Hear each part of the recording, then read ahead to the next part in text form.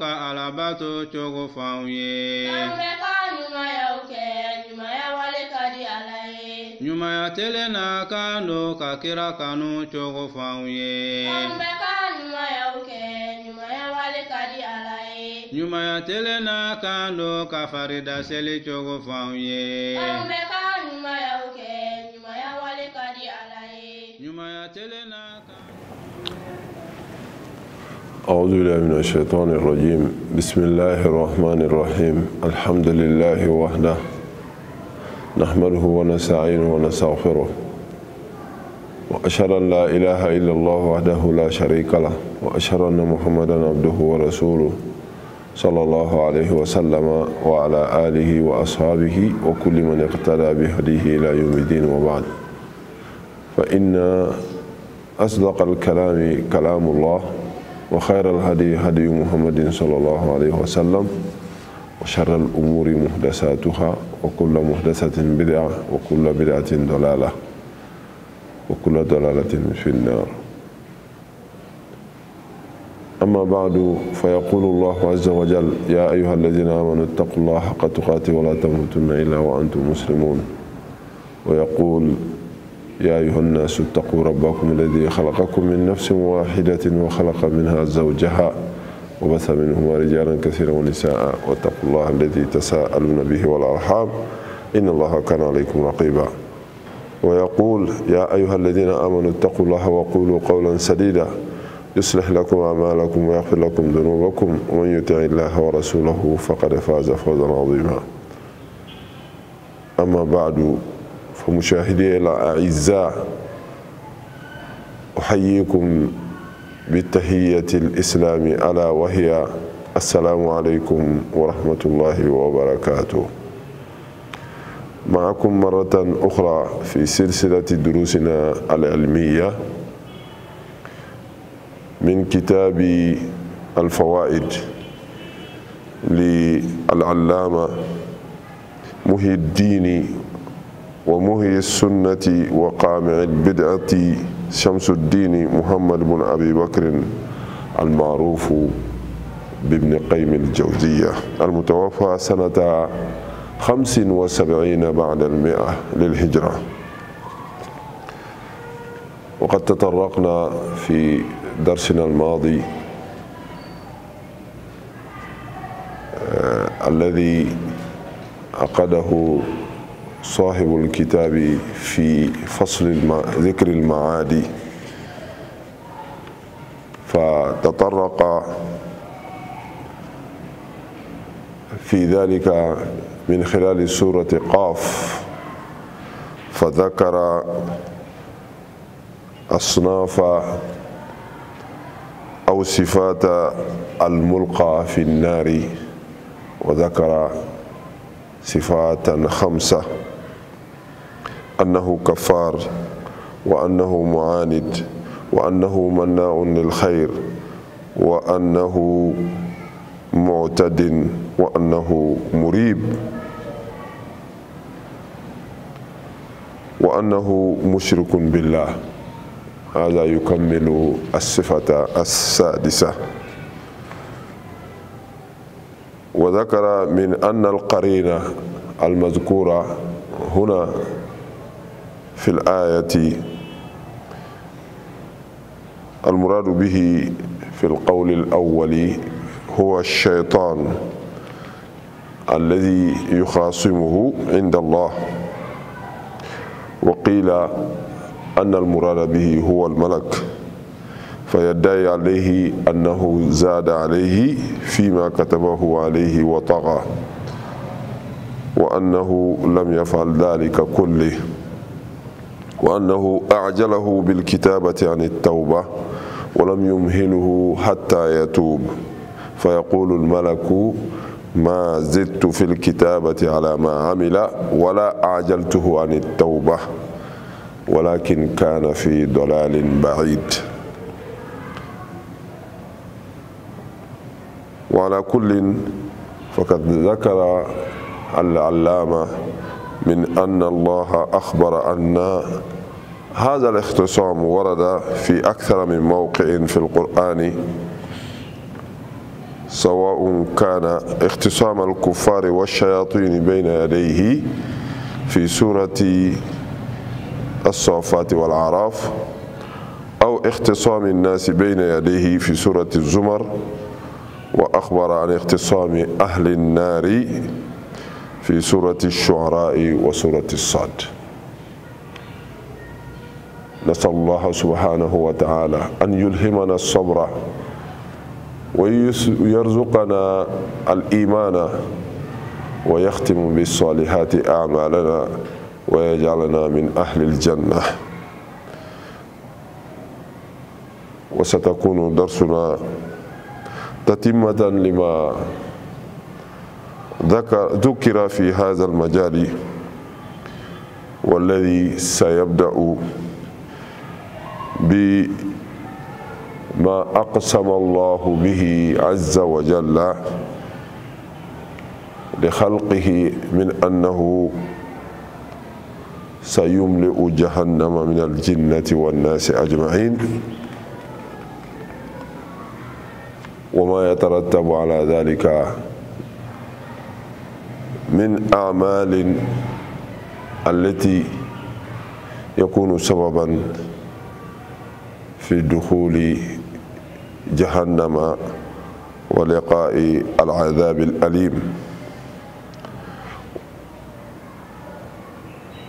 وإن سمح لنا الوقت سنتحدث كذلك عن صفات أهل الجنة الذين سينالون الدخول بالجنة بسلام،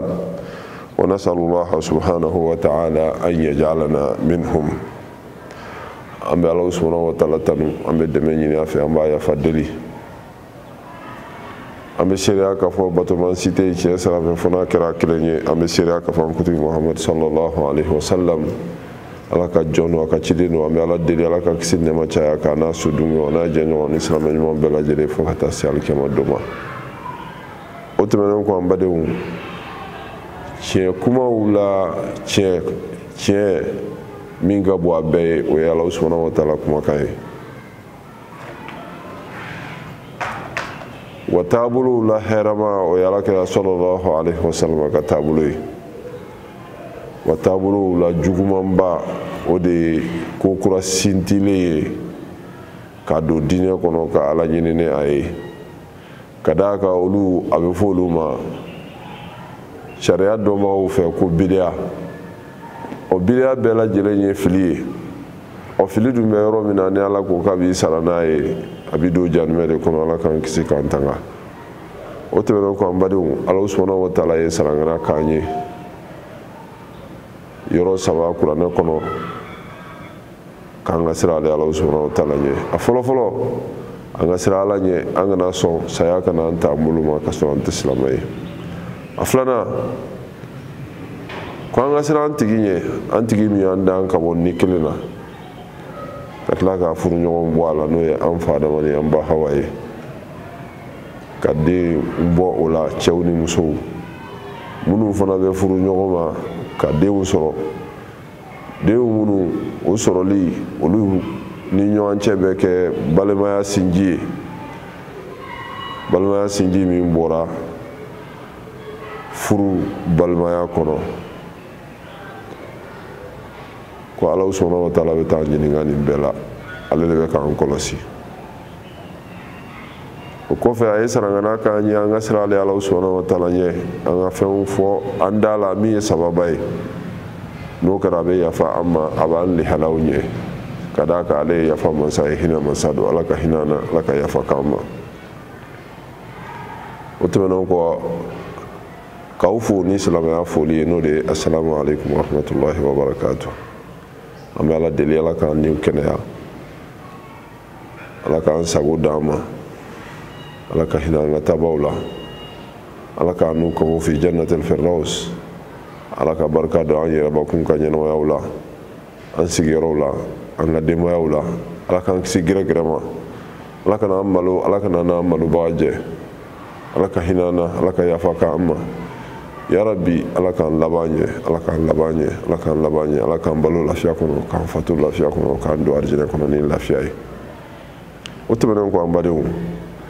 an ka walada kɔnɔ n'o ye kitabul fawaid ibn qayyim al-jawziya dɔnnikɛbagaba in ale ka nin gafe in kɔnɔ gafe min n'a y'a tɔgɔ da ko al-fawaid tiɲɛ yɛrɛ la fawaidu don a ye babu fasulu min kɛrɛnkɛrɛn ɲɛnamaya danni daminɛ ani ko bɛ taa laban cogo min na a ye suran kɛrɛnkɛrɛnnen min ta o la n'o de ye suratu qafu ye an ka walada tɛmɛnen na an taara jɔ maa de mankutun kan maa minnu n'olu banna ala la n'olu ka kan ka fili jani bɛ tasuma kɔnɔ a ye mankutun 6 fɔ olu la ani o tigilamɔgɔ o bɛna dala gɛlɛya min kɛ an ka walada tɛmɛna ninnu kan an y'a ye k'a fɔ maa min bɛ fili jani bɛ tasuma la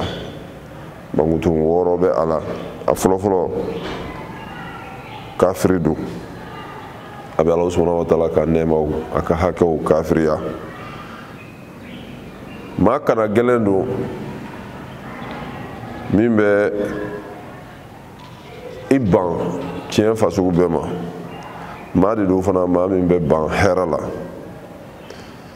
maa de fana de don tɔɲɔlikɛla de don dantɔmɛkɛla de don maa de don maa min fana ni a sigalen bɛ diinɛ la a sigalen bɛ silamɛya la a sigalen bɛ ala ko la maa de don fana maa min bɛ fɛn fara Alahu subhanahu wa ta'ala ka sinɛ la ni mankutun 6 in bɛɛ lajɛlen dafalen bɛ o de tigi la min bɛ fili janimɛ tasuma la nka tuma min n'a bɛ fili Alahu subhanahu wa ta'ala bɛ jɔn de jɔ a kan ka kiri boli a yɛrɛ b'a ye k'a fɔ ko ale man tɔɲɔ koyi ka d'a kan Alahu subhanahu wa ta'ala tɛ man tɔɲɔ nka a b'i dala gɛlɛya a bɛ dala gɛlɛya kuma fɔ k'a fɔ min sɛbɛnna ale kan a ka kɛwalew la n'a ka fɔtaw la k'o tɛ tiɲɛ ye fɔcogo dɔ la a b'o dama kasi kɛ Alahu subhanahu wa ta'ala ɲɛkɔrɔ ka ko in jalaki ta k'a bin mɛlɛkɛ kan min ni a y'a sɔrɔ o de tun bɛ a ka baara ninnu sɛbɛn a n'a ka kumakan ninnu sɛbɛn a b'a fɔ o teliyara ale ma ale tun bɛna tuubi o ye min bɛ sɛbɛn nin bɛɛ ma fɔ nin bɛɛ ma kɛ o fana b'a jaabi k'a fɔ ale ma kɔrɔtɔ a ma sɛbɛnni na a ma kɔrɔtɔ a ma tuubili la ale yamaruyara min na ale y'o de kɛ o ye kuma kɔrɔ fɔlɔ ye a kɔrɔ filanan k'a bɛ dama kasi kɛ Alahu subhanahu wa ta'ala ɲɛkɔrɔ ka ko in jalaki ɲɔni ka d'a ma min kan o ye sitanɛ ye ibilisa kɔni ko ibilisa de y'ale nɛgɛ o de y'ale bila nin ko ninnu na nka a mana k'a kɔrɔ fila fɛn fɛn ye a mana k'a laɲini fila fɛn fɛn ye Alahu subhanahu wa ta'ala a kumana ninnu bɛɛ lajɛlen lihalaw kan nin ɲɔgɔn sama-sama min bɛ kɛ ala ɲɛkɔrɔ alikiyama don baara kɛbaga a n'a b'a ɲɔni ka taa da minnu kan Alahu subhanahu wa ta'ala ye kafiriw ni sitanɛw lihalaya fɔ suratu safat ni arafu la ka tila adamadenw ka ɲɔgɔn sama-sama min bɛ kɛ alikiyama kɛnɛ kan ala ɲɛkɔrɔ a y'o fana ɲɛfɔ suratu zumar la o janimɛ kɔnɔdenw yɛrɛbakun ka ɲɔgɔn sama-sama Alahu subhanahu wa ta'ala y'o fana ɲɛfɔ suratu shu'ara la ani suratu sad la min b'a jira k'a fɔ o kɛnɛ olu man ɲi an bɛ ala deli ala kana an sɔrɔ olu kɛnɛ olu kan ala k'an kɛ mɔgɔw cɛla maa minnu ni olu ye kunnadiya sɔrɔ diɲɛ ani lahara nin tun ye walada tɛmɛnen bakurubayalen bi an ka walada bɛ continuer a bɛ taa ɲɛfɛ ka bɔ nin yɔrɔ in kan o kumaw bɛna banban Alahu subhanahu wa ta'ala a bɛna jaabi min di yɛrɛ makarala nin kan yɛrɛ dama kasikɛla nin kan ani Ala subhanahu wa ta'ala a ye fɛn min labɛn arijinɛ dunkew ye ka olu mankutuw fana perepere latigɛ an bɛ Ala subhanahu wa ta'ala deli Ala k'an kɛ olu la. قال المؤلف رحمه الله ثم أخبر سبحانه أنه لا يبدل القول لديه ko Ala subhanahu wa ta'ala o kɔfɛ ni ɲɔgɔn saman kisi yɔrɔ ɲini kuma fɔlen kɔfɛ ko Ala subhanahu wa ta'ala b'a a yira k'a bɔ nɔgɔ la pewu k'a fɔ ko ale kumakan tɛ bayɛlɛma koyi ale kumakan tɛ bayɛlɛma Ala subhanahu wa ta'ala kumakan jumɛn de y'o ye فقيل المراد بذلك قوله لأملأن جهنم من الجنة والناس أجمعين أكما كان من تباي لما أود فلاني ويجمع الله سبحانه وتعالى كو علي الله سبحانه وتعالى بكالي كو بجانب لفا أبي جانب لفا منا أبا لفا جنلا أبا لفا أرمدنا كاكي تيو ووعده لأهل الإيمان بالجنة akuma min fana tɛ bayɛlɛma o de a ye layidu kan min fana ta limaniya jɔnw ye k'a fɔ k'olu bɛ don arijinɛ kɔnɔ Ala subhanahu wa ta'ala ka kuma min tɛ yɛlɛma dɛ o de filɛ nin ye a bɛ jahanɛmɛ lafa mais a bɛ limaniya jɔnw a b'olu la don arijinɛ kɔnɔ yarabi Ala k'an kɛ laban ta in na wa anna hadha la yubaddalu wa la yukhallaf انتباه لما كوي قال ابن عباس رضي الله عنهما يريد ما لوعدي خلف لأهل طاعتي ولا أهل معصيتي ابن عباس كو على كجنب أنا فبلا جلني قال سبحانه وتعالى لجني ني آية إنا نكما إنا نمي قال الله سبحانه وتعالى كالله يدوكان أتيتو كوكوي maaw ye maa minnu n'olu n'a ka kan ni arijinɛ kɔnɔ dunkew don olu bɛ arijinɛ de sɔrɔ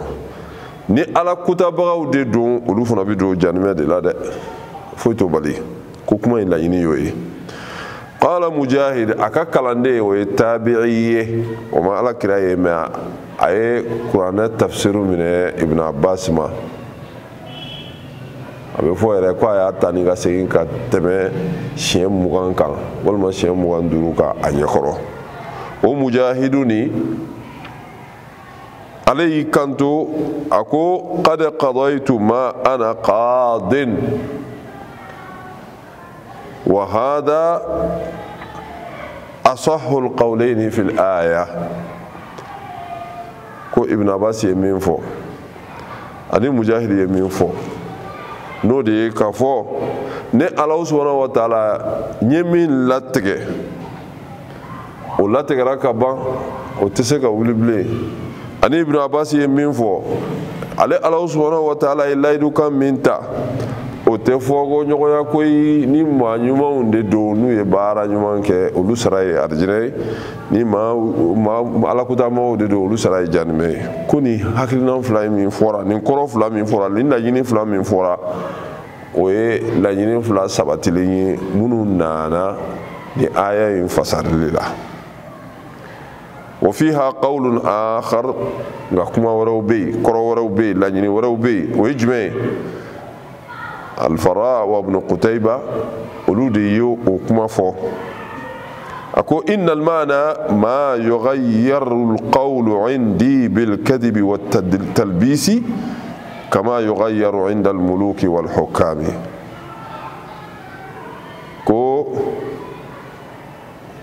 kuma tɛ bayɛlɛma koyi ni Ala subhanahu wa ta'ala ka kumakan tɛ bayɛlɛma ni nkalon ye ni yɛlɛma ye i n'a fɔ kuma bɛ bayɛlɛma cogo min na diɲɛ masakɛw ɲɛkɔrɔ ani marakɛlaw ɲɛkɔrɔ fayakunu al-muradu bil qawli qawlu al-muhtasimin donc n'o kɛra a bɛ kɛ i n'a fɔ kuma in ye maa minnu n'olu bɛ jalaki minɛn kɔnɔ alikiyama don a bɛ kɛ komi i n'a fɔ olu ka kuma de don. قال الفراء المعنى ما يكذب عندي لعلمي بالغيب. nga faraw tilala k'a fɔ a ko kuma in kɔrɔ ye min ye ayiwa kuma in kɔni tɛ nkalontigiya ne yɔrɔ ne Ala subhanahu wa taala yɔrɔ ka d'a kan ne bɛ ko dogolen dɔn. وقال ابن قتيبة ما يحرف القول عندي ولا يزاد فيه ولا ينقص منه. ابن قتيبة fana ko kuma tɛ bayɛlɛma ne Ala subhanahu wa taala yɔrɔ dɔ tɛ fara a kan dɔ tɛ bɔ a la.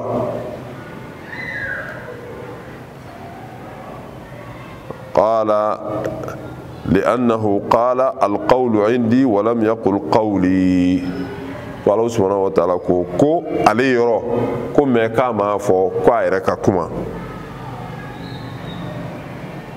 وهذا كما يقال لا يكذب عندي.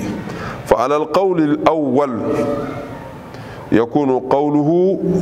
وما أنا بظلام للعبيد من تمام قوله ما يبدل القول لدي في المعنى أي ما قلته ووعدت به لا بد من فعله.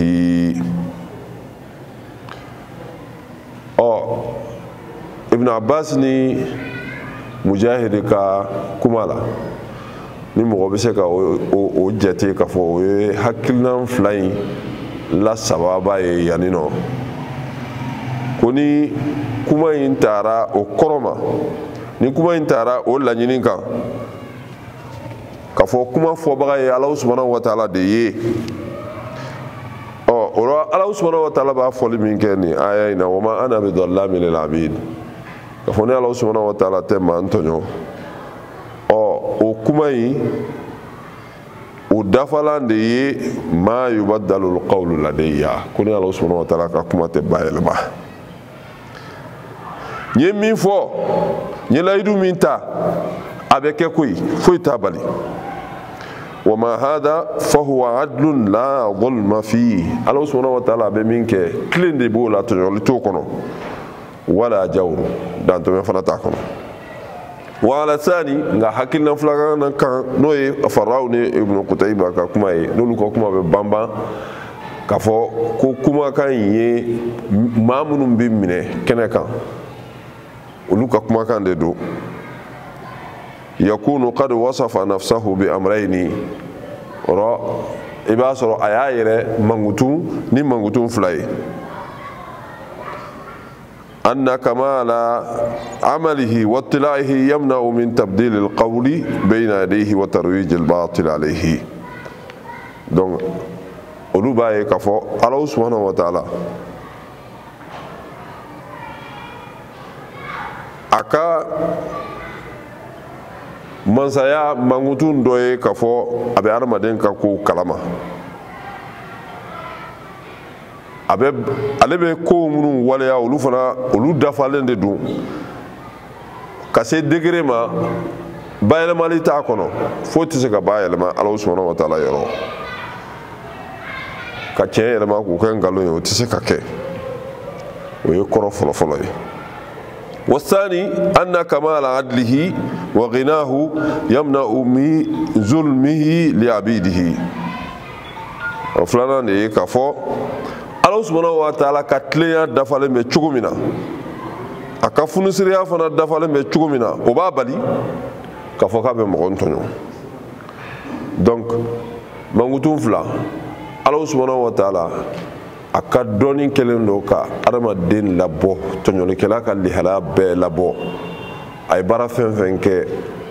a bɛɛ dɔnniya bɛ Ala subhanahu wa taala yɔrɔ ka se degré ma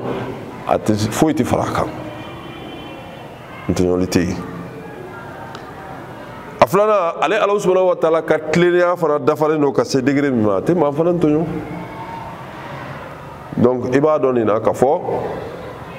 kuma ninnu ma taa ka ɲɔgɔn dan hatta al-Farra ani Ibn Qutayba olu min ye kuma in laɲini kɛ minɛbaga ka kuma ye hali bi u ka laɲini ye k'a fɔ ko Ala subhanahu wa taala a ka kɛwale la yɛlɛma ti kɛ ngalon tɛ se ka don a la foyi tɛ a ka kɛwale bali kɛli bali a ye min fɔ a filanan o kɛtɔ yɛrɛ fana Alahu subahanahu wa taala tɛ tɔɲɔli kɛ Ibn Abbas ni Mujahidu fana ka kuma fana bɛ bolila o de kan o de ye k'a fɔ ko Alahu subahanahu wa taala mansa min de don n'a ye ɲumankɛlaw sara ni hɛrɛ ye maa minnu fana ye juguman kɛ a b'olu minɛ dɛ a b'olu fana minɛ dɛ wa Alahu subahanahu wa taala a ye fɛn min fɔ o latigɛtɔ don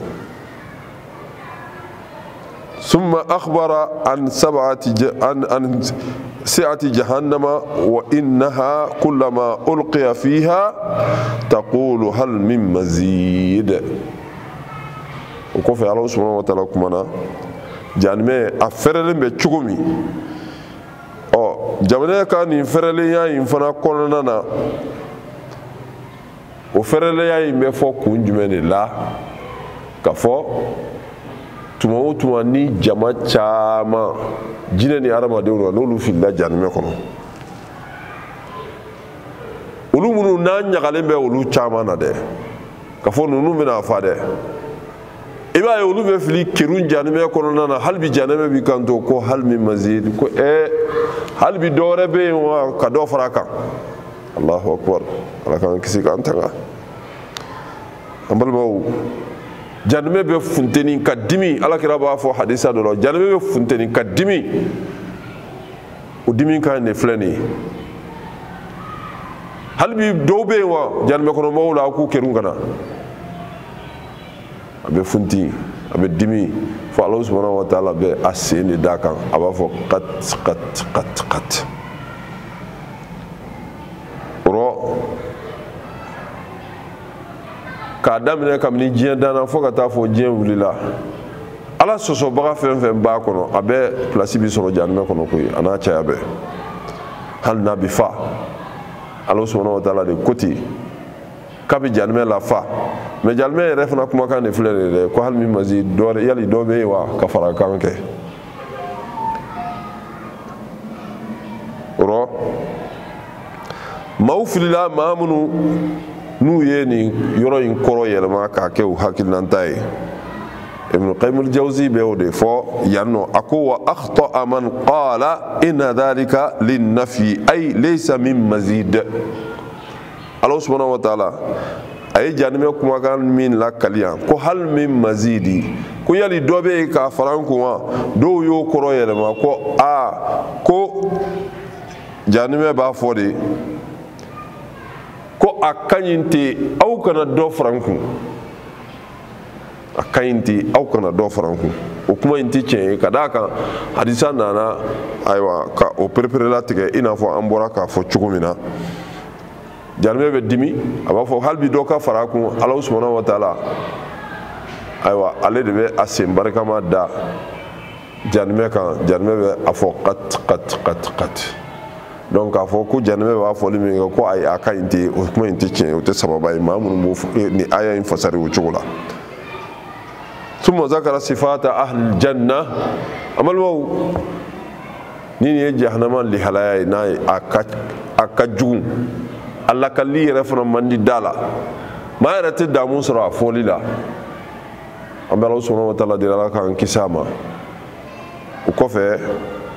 a ye arijinɛ kɔnɔ mɔgɔw fana mankutu fɔ komi jahanɛmɛ kɔnɔ mɔgɔw mankutu fɔra minnu bɛ kerun jahanɛmɛ kɔnɔ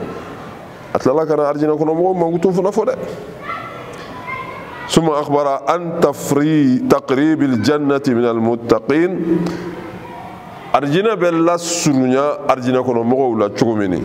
الله سبحانه وتعالى دسرما وأن أهلها هم الذين اتصفوا بهذه الصفات الأربعة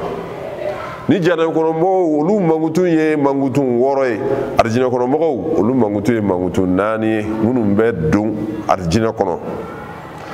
إهداها ومغتون فلو أن يكون أوابا كو أرجنا كنا مغو تمابه ولي مودي ما منو كوسجين علما أي رجاء إلى الله من معصيته إلى طاعته نوي على سوسوكي وبسجين الله سبحانه وتعالى كتا على بتو ومن الغفلة عنه إلى ذكره ñine o ye sitane ka janye hal na sitane yu mine o la o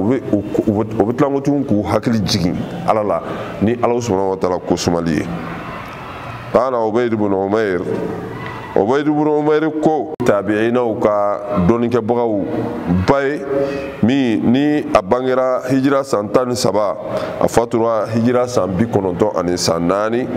o sayyid ibn musayyibni alayhi kanto huwa alladhi yuznibu summa yatubu summa yuznibu summa yatubu ko mami be bla arjina kono ko tigila mogo aka commencer gi min fora ko o mangutu in korote dore abe ala soso abe tubi abe ala soso abe tubi abe ala soso abe tubi chaque fois na ala soso abe tubi kata ala subhanahu wa ta'ala arjina kono mo munum be do arjina kono mangutu nani folo folo yini aflana an yakuna hafizan qala ibn abbas lima tamanahu Allah alayhi wa aftarada ibn abbas ko ibn abbas la ko no ya abdullahi nani munu ni ala kira ibulo nyeshuma ale tunye sababay mi ni ala subhanahu wa ta'ala tunye qur'an tafsir no ya ama ko sobe afa o ya ala kira bino okay ala bas ala ka nyebe ufla be ma ale di kanto ko hafizu o to dorwere yere o de maye mami ni ala subhanahu wa ta'ala ye femi kalfama abo ka ke chugula abo farda indi adi chugula wa qala qatadata ikanto no de qatadata bunu da'ama bunu qatadata bunu aziz alayhi mufassiri hafizudu matuno aywa mami nala usmana to ta'ala tunye ala jarabini nya dugali o qatadata ore ko hafizun lima sawda'ahu Allah min haqqihi wa ni'matihi Allah subhanahu wa ta'ala ye hake munun ke aka ay nema munun di ama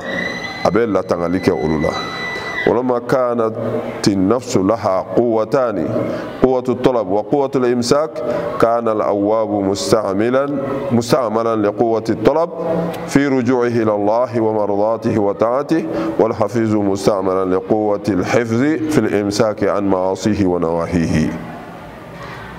كنا يا لجي أنا سبحانه وتعالى أرمى دين سر نيمنا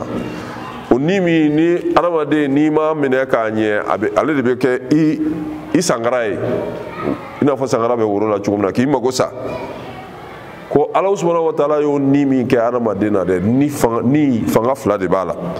fanga folo ni be fen chaman de nyini natama fe una koni aflana fanga flana na ye fe mi soro fe nyuma na abi bamba o kan ni betini ni tigi betini madama o fanga flaim be ni bela jelena ko koso ni mangutu flana yi Allah subhanahu wa ta'ala yo fo arjina kono de nyuma na memeta do arjina kono kafo ni min bala ateson oni aka magosa ni sira fla do la kelensila abala tanga ni aya soro abe few nyini natama fewna aboke Allah subhanahu wa ta'ala akalla nyini unkono few num bebe Allah subhanahu wa ta'ala ma ka labatunai wo wati kele farana ni fe min babulu nema ma fewna ateson ki bamba o ka ala soso sirafe walma ka don ala siraw ala tarama ko sirafe atoke fal hafizu al mumsiku nafsahu amma harrama Allah alayhi o ba irana ka fo mami ba yer la tanga o de mami ba yer ni la koloshi ka la tanga ka bo haramu ma ko ma wal awabu ma koma segin baga no e mangutum folo e al muqbilu ala Allah bi ta'atihi o de bi yeshi Allah subhanahu wa ta'ala batulima atebo kan mangutum samana thalithatu qawluhu man khashiya ar-rahmana bil ghaib o e mami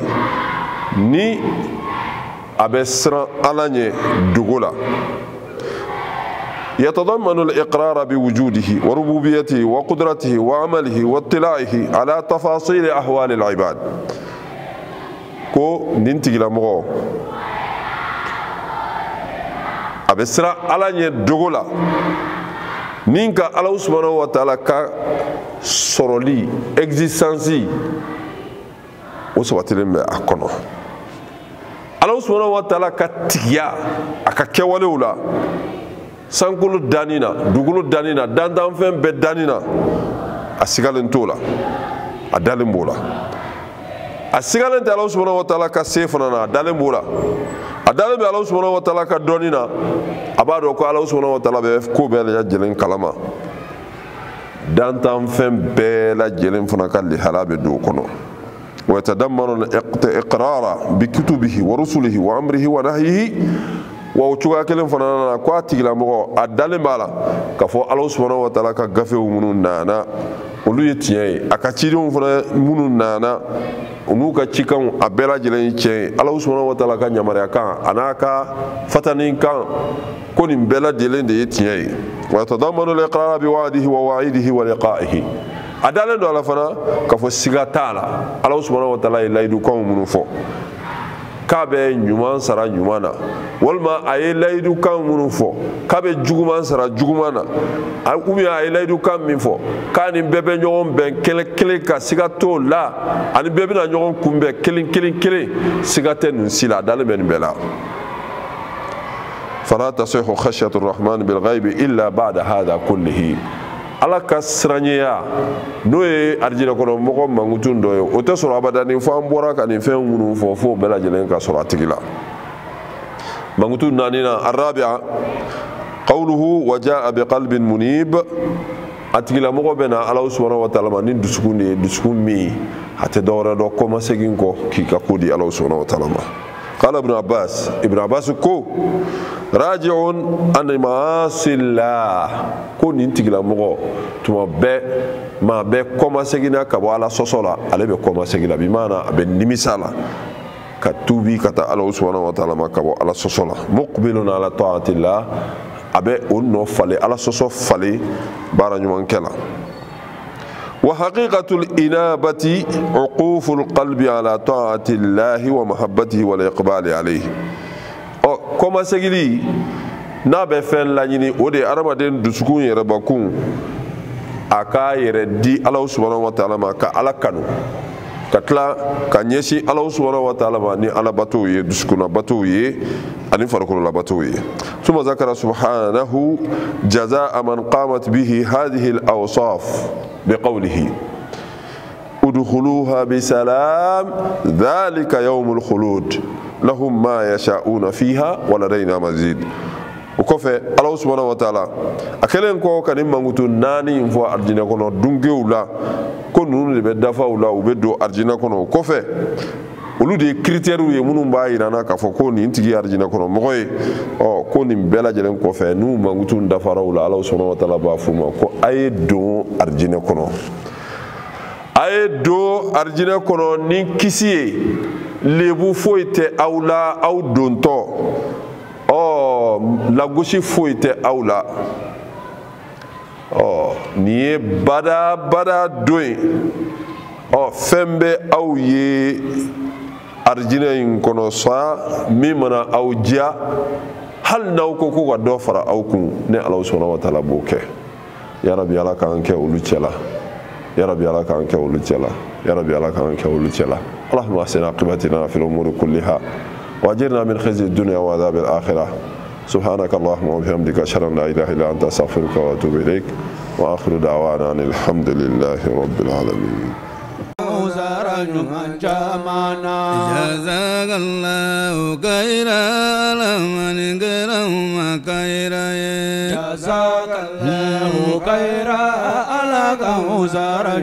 جمعنا نمنا تبسيك بو خيرا لمن كرم نمنا تبسيك خيرا لمن كرم